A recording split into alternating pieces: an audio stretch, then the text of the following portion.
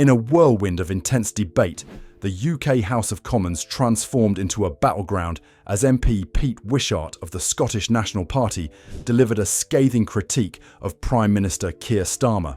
Wishart's remarks were not just a reflection of personal frustration, but a voice echoing the discontent of many who had hoped for change after enduring 14 years of Conservative governance. The central question resonating through his speech was straightforward. Could Starmer's government, elected largely out of public dissatisfaction with the Conservatives, deliver on its promises, or was it destined to falter under its own weight? Wishart's address was both a retrospective look at the failings of previous administrations and a direct challenge to Starmer's current policies. He argued that while the Conservatives had left a legacy of poor decisions, we are committed to resetting the relationship and helping those under intervention and strained public welfare, Starmer's approach to governance seemed no better.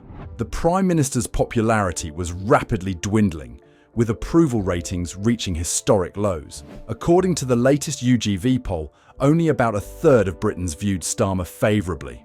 This sharp drop in support, Wishart suggested, was not merely a result of inherited challenges, but a consequence of Starmer's own decisions. One of the biggest points of contention was Starmer's controversial decision to cut the winter fuel allowance, a benefit that had been crucial for pensioners since 1997. The policy change shocked many, not least because it ran counter to Labour's traditional commitment to supporting vulnerable groups.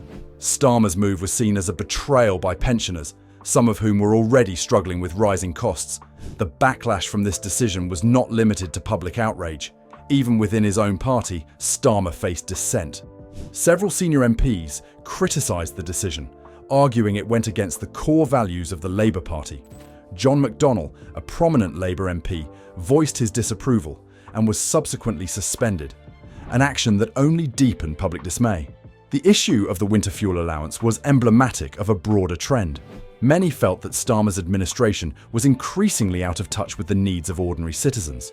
Some MPs and public figures noted the irony.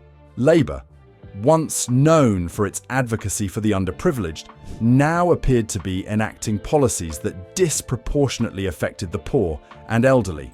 Wishart captured this sentiment when he stated that Labour was proceeding in totally the opposite direction and alienating huge swathes of the British public. It seemed to him, and many others, that Labour had lost its way. Adding fuel to the fire, Starmer's proposal to end child benefit aid for families with more than 2 children was met with outrage. Critics argued that families with more children typically required additional support, not less, especially during times of economic hardship. Wishart condemned the policy as heartless, suggesting it would force poor families into impossible choices about providing for their children. The decision was perceived as yet another instance where Labour's priorities seemed misaligned with the public's expectations. In an attempt to justify these decisions, Starmer's government rolled out various initiatives, including a task force to address child poverty, plans for free breakfasts in primary schools, and protections against no-fault evictions. However, these measures were overshadowed by the controversial cuts, and many viewed them as insufficient or superficial. For those who had voted Labour in the hope of substantive change, these initiatives appeared to be a little more than lip service. Despite the uproar, Starmer remained steadfast, often deflecting blame onto the previous Conservative government. His response to criticism was frequently perceived as dismissive, an attitude that did not sit well with MPs or the general public. When faced with a direct question about the child benefit cap and winter fuel cuts, Starmer chose to ridicule his opponents rather than address their concerns. His response in the House of Commons was emblematic of a leadership style that, to some, appeared more concerned with preserving image than engaging with genuine grievances.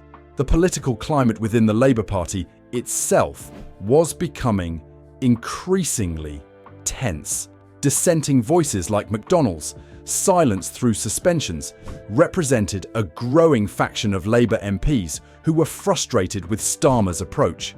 Starmer's critics within the party argued that his policies were driving away the very groups that had traditionally supported Labour. The gap between Labour's promises and actions seemed to widen, leaving the party fractured and its supporters disillusioned.